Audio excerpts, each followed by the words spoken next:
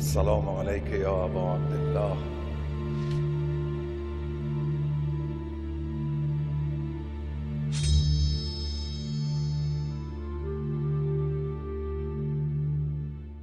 اعوذ باللہ من الشیطان الرجیم. بسم اللہ الرحمن الرحیم. وبہ نستعین وہو خیر ناصر ومعین. اللہم صلی علی محمد وآل محمد. اللہم عجل ولیک الفرج. زبان سے دی جانے والی گواہی جھٹلائی جا سکتی ہے، مگر لہو کی جھنکاروں کو دبانا ممکن نہیں. منبر سے ہونے والے اعلانات کا گلا گھونٹا جا سکتا ہے، مگر فراز نو کے نیزہ پر بلند ہونے والی آواز فضائے عالم میں ہمیشہ گونجتی رہتی ہے. سرزمین کربلا پر نو کے نیزہ پر بلند ہونے والے شہداء کے کٹے سروں نے جو حق کی آواز کو بلند کیا، آج بھی انسانیت کی ضمیر کو زندہ کرنے کے لیے کافی ہے. ناظرین محترم، السلام علیکم ورحمۃ اللہ وبرکاتہ. میں ہوں سید عاصم علی باقری. سرزمین قم مقدسہ پر اسٹوڈیو میں ہمارے ساتھ موجود ہیں حجت الاسلام والمسلمین عالی جناب مولانا سید محمد جون عابدی صاحب قبلہ. ناظرین، آپ دیکھ رہے ہیں پروگرام حسینی پروانے. اس پروگرام میں آپ سب کا استقبال ہے. ناظرین، گفتگو کا آغاز کرتے ہیں اور آئیے آپ کو روبرو کراتے ہیں اپنی مہمان شخصیت سے. حضور السلام علیکم ورحمۃ اللہ وبرکاتہ. علیکم السلام ورحمۃ اللہ وبرکاتہ. سمیع قلب سے ہم اس پروگرام میں آپ کا استقبال کرتے ہیں اور شکریہ آپ کا کہ مستقل ہمارے ساتھ بنے ہوئے ہیں اور اس پروگرام کے ذریعے سے ہمارے ناظرین تک اہم پیغام اس ایام عزاداری و سوگواری سرکار سید الشہداء میں اس پروگرام کے ذریعے سے آپ پہنچا رہے ہیں. حضور،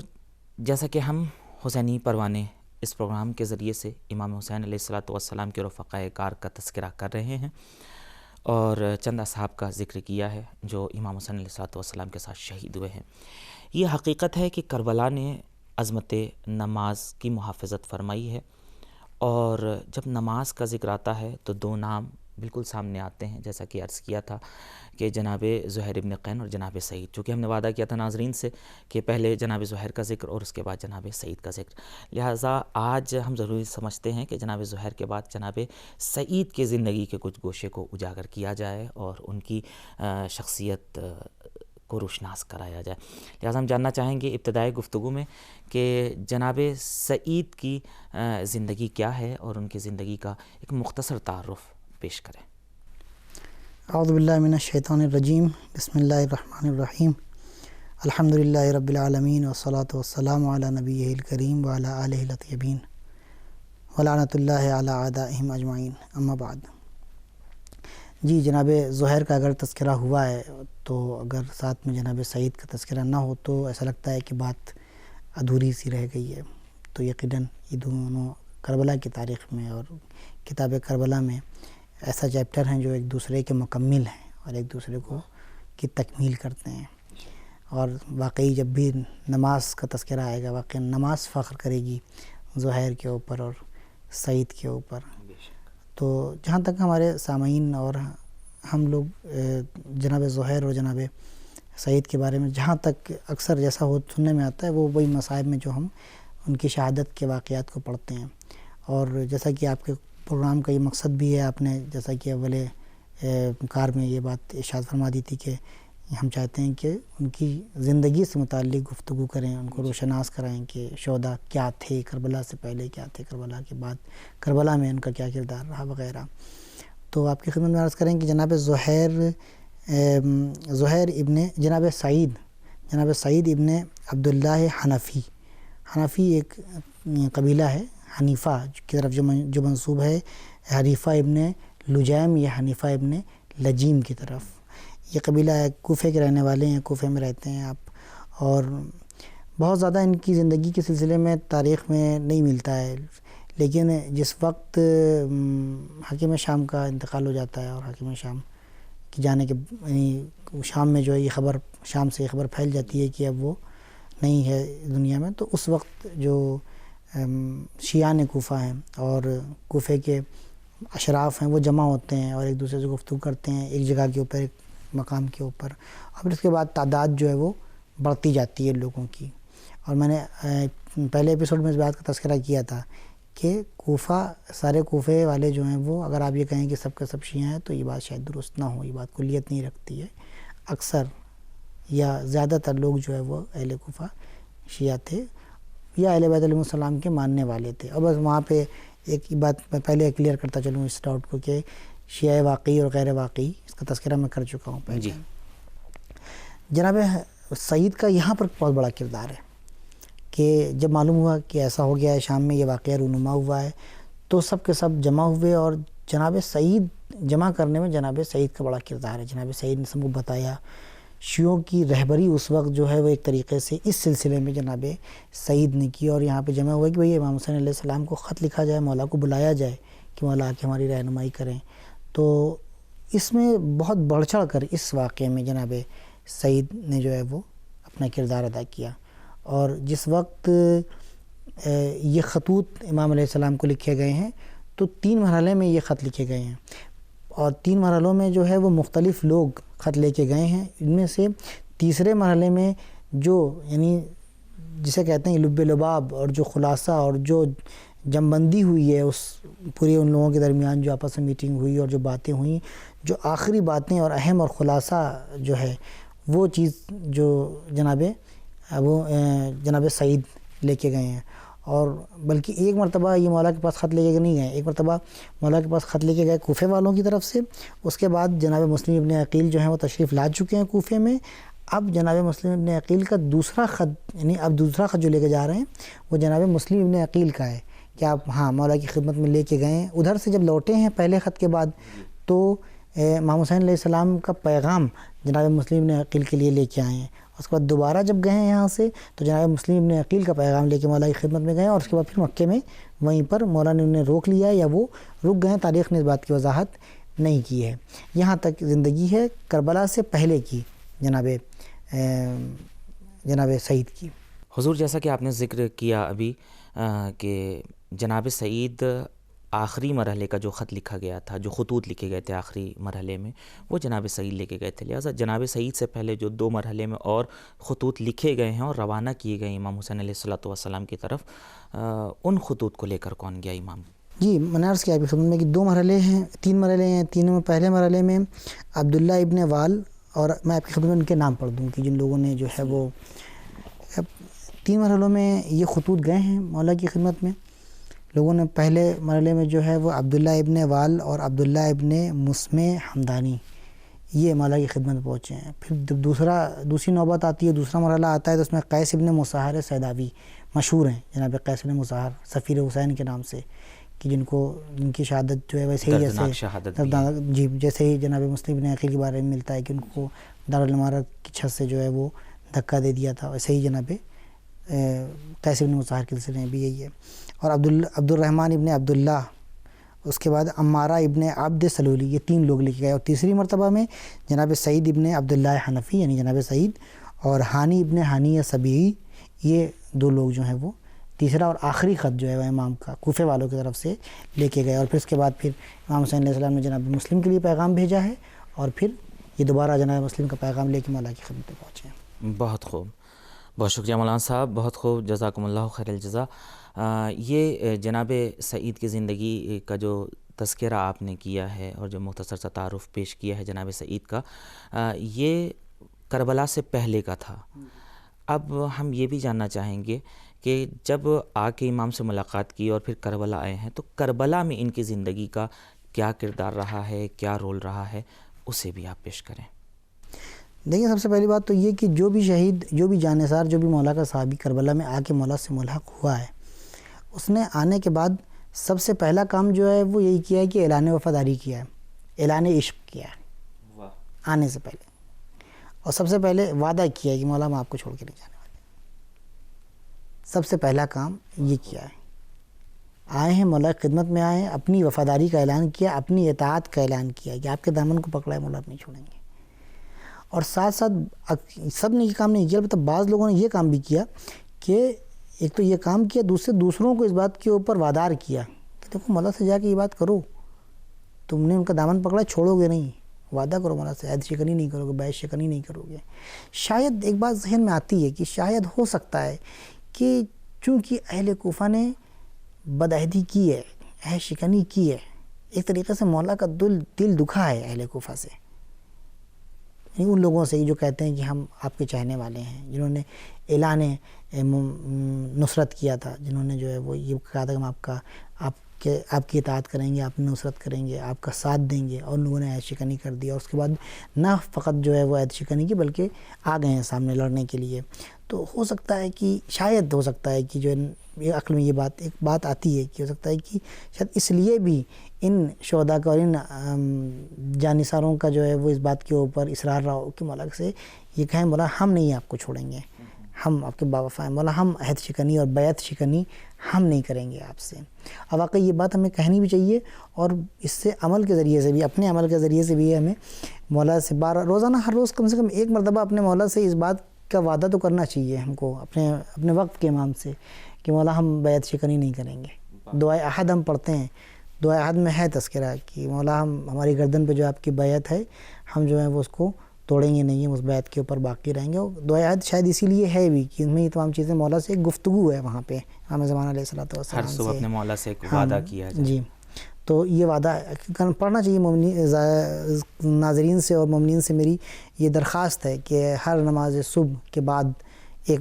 چھوٹی سی دعائے احد پڑھا کریں، اس میں مولا سے عہد کر رہے ہیں، مولا سے وعدہ کر رہے ہیں، مولا سے اپنی بیعت کی تجدید کر رہے ہیں کہ تو یہ طریقت ظاہراً ایک یہ وجہ ہو سکتی ہے جو عقل ناقص میں میری آ رہی ہے۔ اور اس کے بعد پھر زیارت ناہیہ میں باقاعدہ وہی بات جو جناب زہیر نے کہی تھی کہ مولا اگر جو ہے وہ مجھے شہید کیا جائے، تو یہاں بھی کہہ رہے ہیں، یہاں پہ ایک بات اور انہوں نے بڑھا دی کہ مولا مجھے ایک بار مارا جائے، پھر اس کے بعد جو زندہ کیا جائے، پھر اس کے بعد جو ہے وہ مجھے جلا دیا جائے، پھر اس کے بعد میری جو خاکستر ہے اس کو بکھیر دیا جائے، یعنی ہوا میں اڑا دیا جائے، اس کے بعد پھر دوبارہ جمع کیا جائے، پھر زندہ کیا جائے، 70 مرتبہ مولا اگر یہ کام کیا جائے تو، اور جب تک ہمیں اس بات کا یقین نہ ہو جائے کہ رسول اللہ کی غیبت میں ہم نے ان کے اہل بیت علیہم السلام کا دفاع کیا ہے اور ان کو محفوظ کر لیا ہے، تب تک یہ کام ہوتا رہے مولا، تو میں اس بات کو پسند کروں گا۔ اور اس کے بعد فرماتے ہیں کہ مولا یہاں تک کہ میری واقعی موت آ جائے، اور یقیناً مولا ہم آپ کو چھوڑ کر جانے والے نہیں ہیں، مولا ہم آپ کو چھوڑ کر جانے والے نہیں، اور اگر چلے بھی گئے، یعنی اگر ہم کو شہید بھی ہو گئے، ہماری موت بھی آ گئی، تو یہ تو موت ہے، اس موت کی کیا حیثیت ہے، اس موت کی کیا وقت ہے، کیونکہ یہ ایک موت ہے، اور اس کے بعد وہ دائمی کرامت ہم کو ملنے والی ہے، وہ دائمی عظمت ہم کو ملنے والی ہے، لیکن مولا اس دنیا میں ہم آپ کو چھوڑ کر جانے والے نہیں ہیں، مگر یہ کہ ہم کو واقعی موت آ جائے اور ہم کو شہادت کا درجہ مل جائے۔ اور اس کے بعد پھر یہ بات جو ہے وہ یہ بات خود جناب امام زمان علیہ الصلوۃ والسلام کی زبانی بیان کی جا رہی ہے، فرمایا السلام علی سعد ابن عبداللہ الحنفی القائل للحسین علیہ السلام، کہ یہ سلام ہو سعد ابن عبداللہ حنفی کے اوپر جنہوں نے امام حسین علیہ السلام سے یہ بات کہی، یعنی خود زیارت ناہیہ میں مولا کا تذکرہ کرنا۔ اگر آپ زیارت ناہیہ پڑھیں اور مولا جو منسوب ہے مولا کی طرف، اور اس میں جو ملتا ہے وہ یہ بعض شہداء کے بارے میں کہا کہ السلام علی فلان، فلاں شہید کے اوپر سلام و ختم، لیکن بعض شہداء کے بارے میں ملتا ہے کہ مولا نے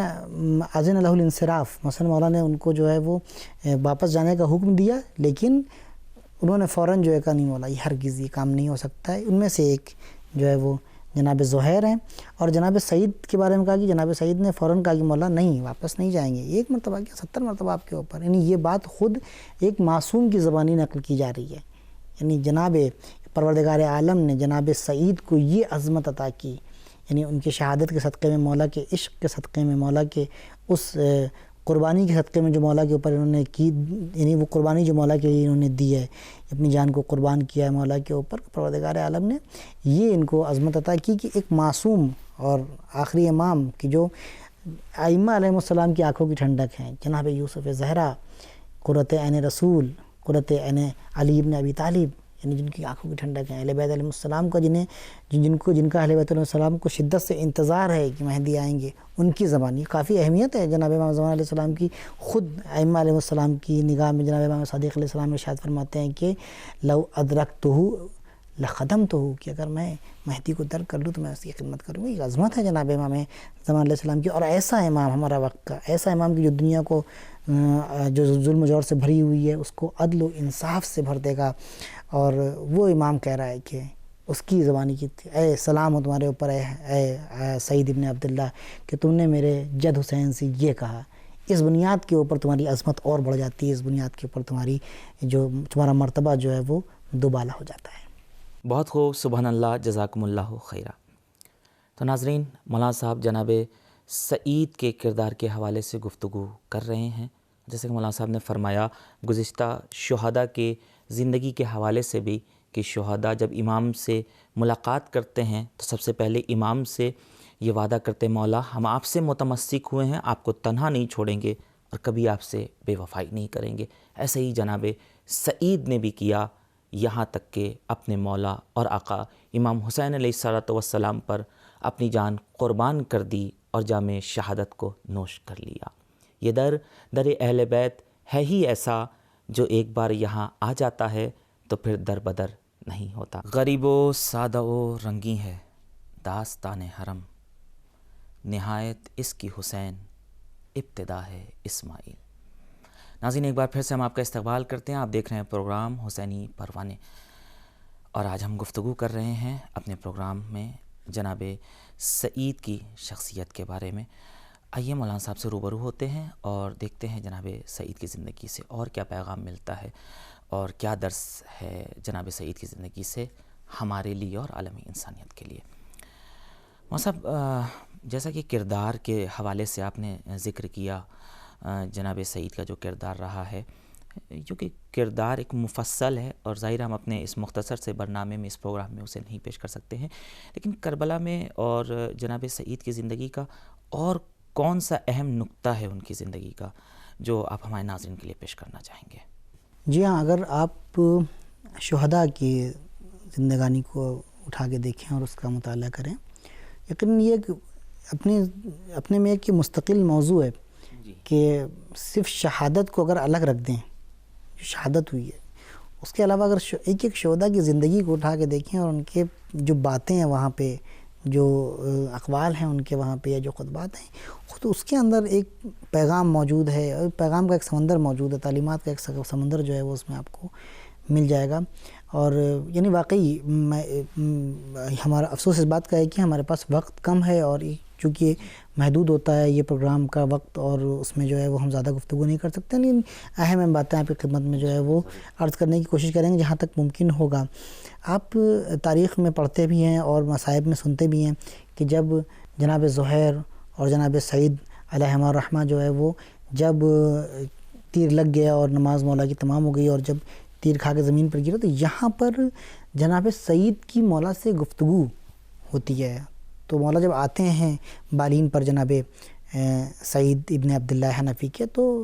مولا پہلے کلام نہیں کرتے ہیں، خود جناب سعید کہتے ہیں وفیت ابن رسول اللہ، یا وفیت ابن رسول اللہ، کہ کیا میں نے، یعنی وفیت یا وفیت دونوں ہی استعمال کر سکتے ہیں یہاں پہ، کہ کیا میں نے وعدے کی وفا کر دی مولا، کیا میں نے وفاداری کر دی. یعنی کلن یعنی ایک بار چاہتے ہیں کہ وفاداری کی سند لے لیں مولا سے جانے سے پہلے، تائید ہو جائے ایک مرتبہ کہ مولا کیا میں نے آپ کی جو ہے وہ خدمت کر لی اور آپ کے ہاں جو ہے وہ وفاداری کا حق ادا کر دیا مولا. تو مولا بھی جیسے ایک جملے میں وہ سوال کرتے تو ایک جملے میں مولا جواب دیتے ہیں، فرماتے نام انت امامی فی الجنہ، سعید تم مجھ سے پہلے جنت میں جا رہے ہو. یعنی بشارت دے رہے ہیں کہ سردار جوانان جنت بشارت دے رہا ہے کہ تم مجھ سے پہلے جا رہے ہو جنت میں جاؤ. یعنی یہ سند مل گئی یہاں پہ. لیکن اس سے پہلے کہ مولا جو ہیں وہ جناب سعید کے پاس پہنچے، اس وقت راوی کہتا ہے کہ میں نے دیکھا کہ جناب سعید جو ہیں وہ پروردگار عالم کی بارگاہ میں دست دعا ہیں اور دعا کر رہے ہیں. نہیں پڑھا جاتا عام طور سے، یہ باتیں مصائب وغیرہ میں نہیں پڑھی جاتی، کم پڑھی جاتی ہیں. تو ان کو ناظرین زیادہ سے زیادہ اس سے اگر جو ہے وہ آشنا ہو جائیں تو اہم لوگ اس شہید کی فضیلت اور اس کی جان اور زیادہ بڑھ جاتی ہے، اس کی اہمیت اور زیادہ بڑھ جاتی ہے. اور جس پیغام کو دینا چاہ رہے ہیں وہ نہیں رخصت ہوتے ہوتے جو پیغام دے رہے ہیں، فرما رہے ہیں کہ اللہم لعنہم لعن عاد و ثمود، قوم عاد اور قوم ثمود کی جو کیا کہتے ہیں ان کا ظلم اور ان کی بے دینی جو ہے وہ ثابت ہے. اس کو یہاں ڈسکس نہیں کرنا ہے اس لیے کہ وقت کم ہے. پروردگار عالم ان کے اوپر وہ لعنت بھیج، یعنی یہ قوم یزید، یہ فوج یزید کے اوپر، اس قوم کے اوپر ایسی لعنت کر جو تو نے سمود، قوم عاد اور قوم سمود کے اوپر کی ہے. اس کے بعد اللہم ابلغ نبیک انی السلام، نبی کی طرف میرا سلام پہلے سے پہنچا دے. و ابلغہ ما لقیت من عالم الجراح، یعنی اور جو مشکلات اور جو درد میں نے سہا ہے، جو زخم کا درد میں نے سہا ہے، پروردگار اس کی کیفیت کو تو اپنے نبی تک پہنچا دے اور بتا دے، پہلے سے بتا دے کہ مولا میں آ رہا ہوں آپ کی خدمت میں، لیکن میں نے بڑا درد سہا ہے آپ کے نواسے کی خدمت کے لیے، اور اپنے نواسے کے اوپر اپنی جان میں نے قربان کی ہے، جو مجھے درد ہوا ہے اس کیفیت کو پہنچا دے اپنے نبی تک، تاکہ وہ میری شفاعت کے لیے آمادہ ہو جائیں اور میری شفاعت کر سکیں، یعنی پروردگار سے دعا کر رہے ہیں۔ اور اس کے بعد وَإِنِّي أَرَدتُّ بِذَلِكَ نُصْرَتُ ذُرِّيَّةِ نَبِيِّكَ، اور یہ جو میں یہاں پہ آیا ہوں صرف میرا مقصد یہ تھا کہ ذریہ نبی، اہل بیت نبی، اولاد نبی، اولاد رسول کی صرف اور صرف ان کی نصرت کر سکوں، میرا مقصد یہ تھا، یعنی میں خلوص دل کے ساتھ ان کی نصرت کے لیے آیا ہوں۔ نصرت اہل بیت بہت اہم موضوع ہے، یعنی خود یہ نصرت جو ہے، نصرت اہل بیت علیہ السلام کی، اللہ کی قرآن کا ہے کہ ہماری مدد کرو، ہم تمہاری مدد کریں گے، اہل بیت کی مدد، رسول خدا کی مدد، اللہ کی مدد، یہ بہت نصرت بہت اہم موضوع ہے، بہت اہم مسئلہ ہے یہ، کہ اب انسان جو ہے میں یہاں پہ خاص طور سے تاکید کریں، میں یہاں پہ نصرت کے لیے آیا ہوں، ہم بھی نصرت کر سکتے ہیں امام کی۔ حل من ناصر جو ہے، حل من ناصرین ینصرنی، مولانا نے بلایا ہے نصرت کے لیے، ہم بھی مدد کے لیے آمادہ ہیں۔ نصرت اہل بیت علیہ السلام جو ہے وہ کس طریقے سے ہو سکتی ہے آج کے زمانے میں؟ آج کے زمانے میں بھی ہم اہل بیت علیہ السلام کی مدد کریں، اور مانگ رہے ہیں، اہل بیت علیہ السلام ہم سے مدد طلب کر رہے ہیں، وہ تقاضا کر رہے ہیں، ہم سے طلبگار ہیں مدد کا۔ امام رضا علیہ السلام کی ایک حدیث ملتی ہے، کہتے ہیں کہ اللہ رحم کرے اس بندے کے اوپر کہ جو ہمارے امر کو زندہ کرتا ہے۔ تو راوی نے سوال کیا، چاہنے والے نے سوال کیا، مولا کیفا یحیی امرکم، کہ کس طریقے سے، کیسے جو ہے وہ آپ کے امر کو وہ انسان زندہ کرے گا؟ کہہ رہا ہے یتعلم علومنا، ہمارے علم کو سیکھے، ویعلمها الناس، اور لوگوں کو سکھائے۔ واہ، یعنی خود پہلے سیکھے اور اس کے بعد سکھائے لوگوں کو۔ اس کے بعد فرماتے ہیں، اس کے بعد آگے کا جملہ جو فرماتے ہیں کہ چونکہ ہمارے کلام اور ہمارے علوم میں جو ہے وہ حسن ہے، لو علم الناس محاسن کلامنا لاتبعونا، کہ اگر لوگ جو ہیں وہ ہمارے کلام کے حسن کو اور ہمارے علم کے حسن کو پہچان لیں، ہمارا کلام حسین ہے، ہماری باتیں حسین ہیں، اگر لوگ اس حسن کو پہچان لیں، ہم سے تقاضا یہ ہو رہا ہے، خاص طور سے علماء سے یہ تقاضا ہو رہا ہے، خاص طور سے اہل بیت علیہ السلام کے چاہنے والے، رحم اللہ عبدن، یعنی کل عبد سے مراد یہ ہے کہ نہ عالم دین ہے، نہ جو ہے وہ یعنی خالی عالم دین نہیں ہے، ہر انسان وہ جس کے پاس تھوڑا سا بھی اہل بیت علیہ السلام کا علم ہے وہ لوگوں تک پہنچائے تو رحمت پروردگار کا جو ہے وہ مصداق قرار پائے گا، اور رحمت پروردگار اس کے شامل حال ہو جائے گی۔ اور اس بات کے ساتھ جو ہے وہ آخر ایک دوسری حدیث میں، نہیں اس تناظر میں جو دوسری حدیث ہے اس میں ملتا ہے کہ مولا فرماتے ہیں کہ کسی شاعر سے مولا فرماتے ہیں کہ جب وہ مولا کی مدح کرتا ہے تو کہتے ہیں انتا ناصرنا، کہ تم ہمارے مددگار ہو۔ اس کے بعد فرماتے ہیں جگہ کے اوپر، شاید امام جعفر صادق علیہ السلام کی حدیث ہے، اگر میں صحیح سے مجھے یاد ہے تو ظاہراً جناب امام صادق علیہ السلام کی حدیث ہے یا امام رضا علیہ السلام کی ہے، کہ فرماتے ہیں مولا پروردگار کی ساری تعریفیں اس بات کے اوپر کہ جس نے لوگوں میں سے ان لوگوں کو قرار دیا ہے کہ جو ہماری مدح کرتے ہیں، ہمارے لیے مرثیہ پڑھتے ہیں اور لوگوں کو ہماری طرف کھینچ کے لاتے ہیں، یہ نصرت اہل بیت علیہ السلام ہے۔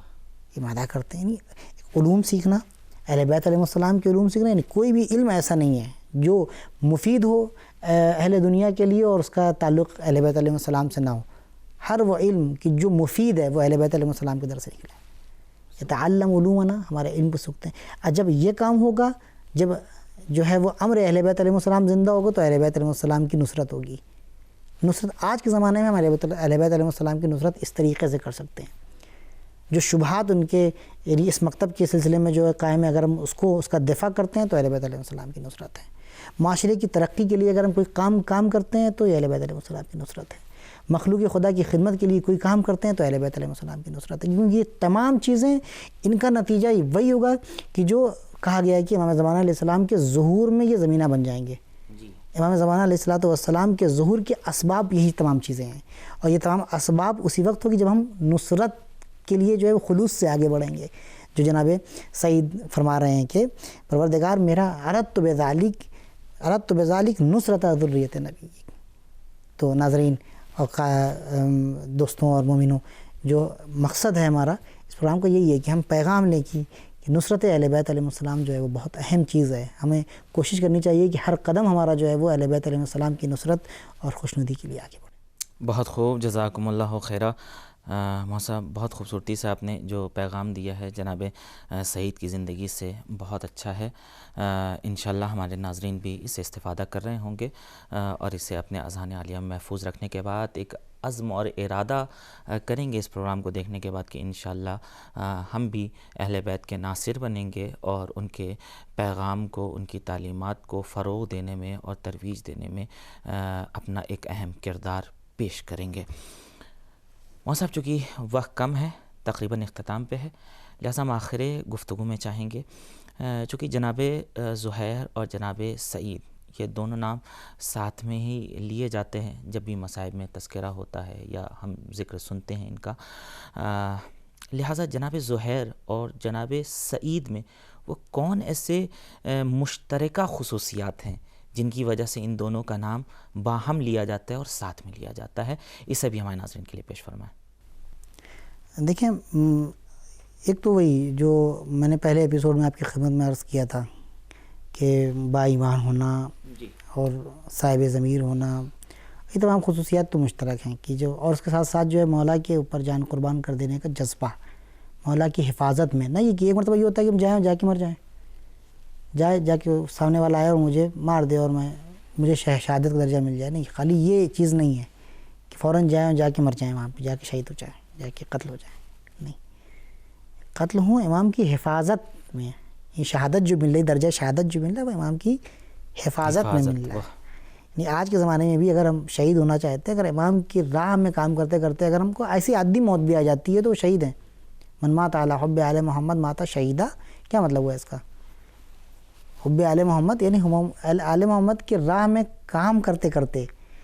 محبت میں ان کی کام کرتے کرتے، ان کے لیے کام کرتے کرتے، ان کی زندگی جو ہے وہ ان کی اطاعت میں گزارتے ان کی سیرت کو عام ان کی سیرت کو عام کرتے ہوئے، ان کے مشن کو، ان کے مقصد کو عام کرتے ہوئے. یہ جو اتنا آسان تھوڑی ہے شہادت کہ من ماتا بحب آل محمد ماتا شہید. نا، اس کی یہ محبت جو ہے اس کے پیچھے بہت سی شرائط اور قیود ہیں کہ مر رہا ہے تو شہید ہو جا رہا ہے. تو اب یہ جو شہید ہو رہے ہیں وہ حفاظت میں، اہل بیت علیہ السلام کے دفاع میں شہادت جو مل رہی ہے وہ شہادت ہے. اور ایک تو بات یہ ہو گئی ہے. دوسری بات، اگر جناب زہیر علیہ الرحمہ اور ان کی زندگی کے بارے میں جو ہے وہ ہم غور کریں، یا جناب سعید علیہ السلام کی زندگی کے بارے میں ہم غور کریں، تو ہمیں ملتا ہے کہ کربلا سے پہلے یہ دونوں الگ مکتب فکر سے تعلق رکھنے والے ہیں. جناب سعید تو مولا کے صحابیوں میں سے، مولا کائنات کے صحابیوں میں سے ہیں. مولا کائنات کے ساتھ یعنی واقعی جو ہے وہ پروانہ علی بھی ہیں اور پروانہ حسینی بھی ہیں، اس میں کوئی دو رائے نہیں ہے. ایک طرف تو یہ شیعہ ہیں، دوسری طرف جناب زہیر پہلے شیعہ نہیں تھے، بعد میں شیعہ ہوئے ہیں، لیکن ایک مقام کے اوپر آ کے دونوں جو ہیں وہ ایک جگہ کے اوپر جمع ہو جا رہے ہیں. یعنی دو الگ الگ مکتبہ فکر سے تعلق رکھنے والے افراد ایک مقصد کے لیے جو ہے وہ ایک جگہ کے اوپر جمع ہو جا رہے ہیں. جناب زہیر کہیں کے ہیں، جناب سعید کہیں کے ہیں، لیکن ایک مقصد کے تحت جو ہے وہ دونوں آدمی ایسی جگہ پہ اور ایسا جمع ہو رہے ہیں کہ یہ چیز مثال بن جا رہی ہے. یہ چیز مثال بن جا رہی ہے. اب جہاں پر ایک کا نام لیا جائے گا آٹومیٹکلی دوسرے کا نام ذہن میں آ جائے گا. جہاں پر ایک کا نام لیا جائے گا، جہاں پر حتیٰ کربلا میں جب بھی نماز کا تذکرہ آئے گا وہاں پر جو ہے جناب سعید اور جناب زہیر ساتھ میں آئیں گے. اگر جناب زہیر کا تذکرہ کیا جائے گا تو جناب سعید